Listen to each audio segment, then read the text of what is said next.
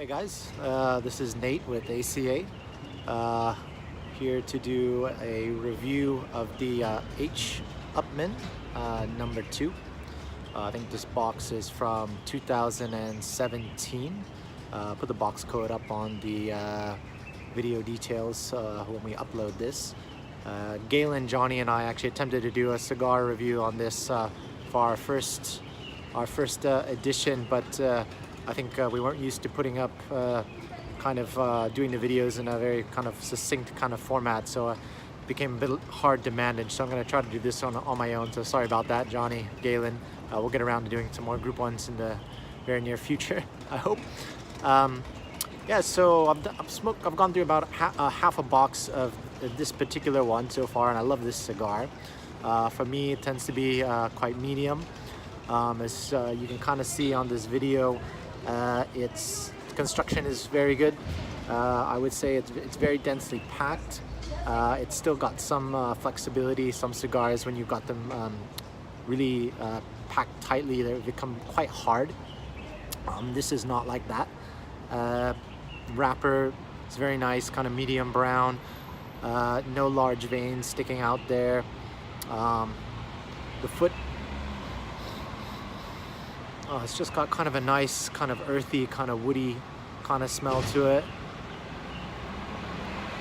And honestly, the cold draw is more like kind of almost like a, it's got that woody taste to it, a bit of a milk chocolateness there. I really love these cigars. So yeah, let me get into this, and then I'll let you guys know what I'm thinking as the cigar goes through. Thanks. So I'm back at the end of the first third here. Cigar has been pretty much as I was expecting it to be honest. Getting like kind of a shortbread, woody notes, a little bit of cream, milk chocolate.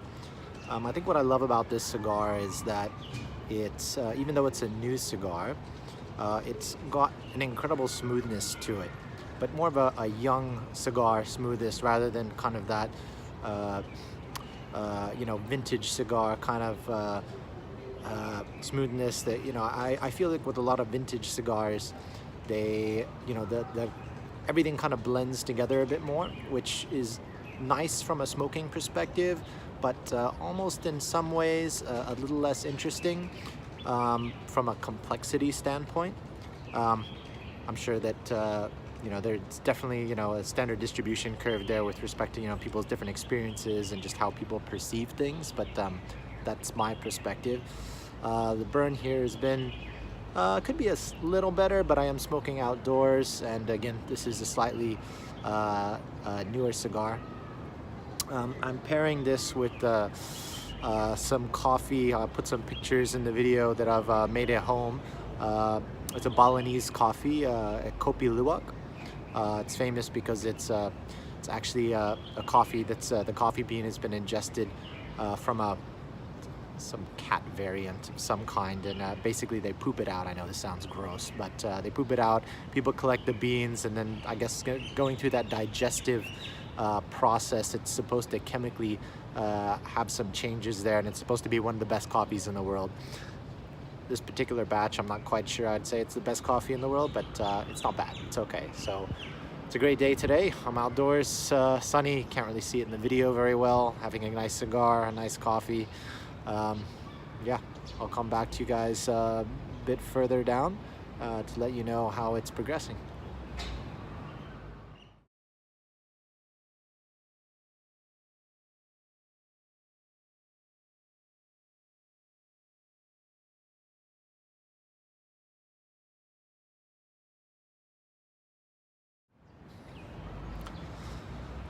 So I'm back at the end of the second third now.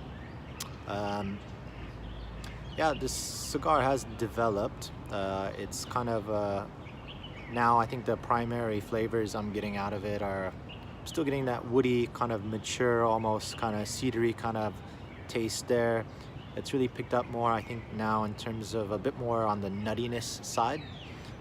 So definitely getting, I would say, almonds predominantly. Again, I really can't say how much I love this cigar. As you can see, The burn now is pretty much perfect on that. Yeah. Again, it's smooth. I'm not getting any kind of bitterness. I'm not getting any kind of you know, flavors that you don't want to be having out of a nice smoke. It's a perfect afternoon cigar. It's actually going really well with the coffee that I'm having right now. So this actually, again, this coffee is it's just a drip coffee that I've done. You know, it's not like you know, a latte format. Just a little bit of cream and sugar. Yeah, I can't say how much I love the cigar.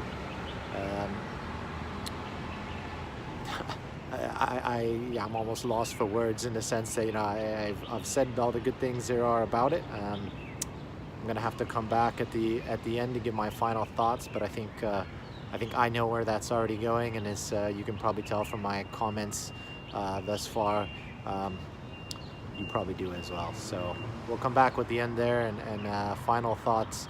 So just an added, you know, for those that are probably more coming into cigar smoking and not had, you know, or read up so much on the history. So, you know, in Cuba, when they went through that Cuban Revolution, you know, all the private cigar manufacturers there were private, were what do you call it? They were taken over by a state-owned enterprise, Habanos SA.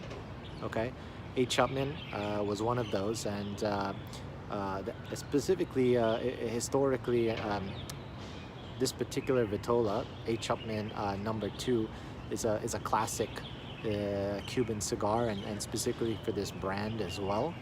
It's very well known.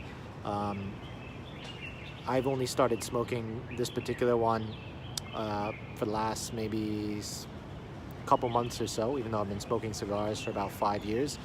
I think that this is one that I am going to be constantly keeping in my humidor. Yeah, so we'll come back with my final thoughts when it's closer to the end. So I'm back at the final third here. Yeah, so the kind of nuttiness and woodiness has kind of dropped off of me a little bit. Now I'm really getting more of a kind of almost like a rich kind of cocoa-y kind of notes to it, a little bit of leather in there. It's still very smooth for me, you know. Oh, it's just such a beautiful cigar, to be honest. Price point perspective, this one is definitely for me in the last couple years probably one of the best value for money that you can get. So this is about US dollar $10 per stick.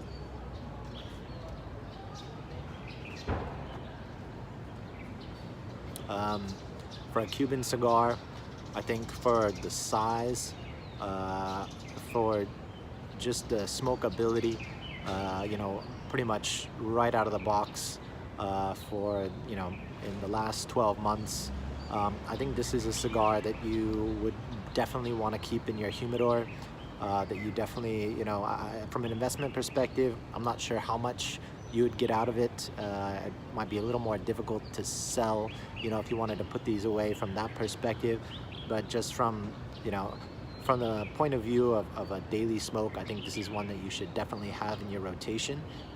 I know when Johnny and Galen and I tried to do our first review on these, we both gave it high marks, and I think both of them were also very impressed with this cigar from this particular box as well. I think at that time, when we did that review, I had given this an 85.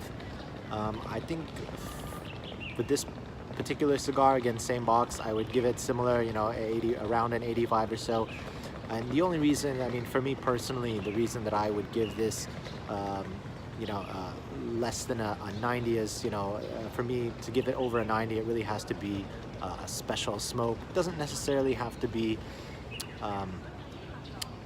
you know, a vintage cigar or a limited edition or anything like that. But I think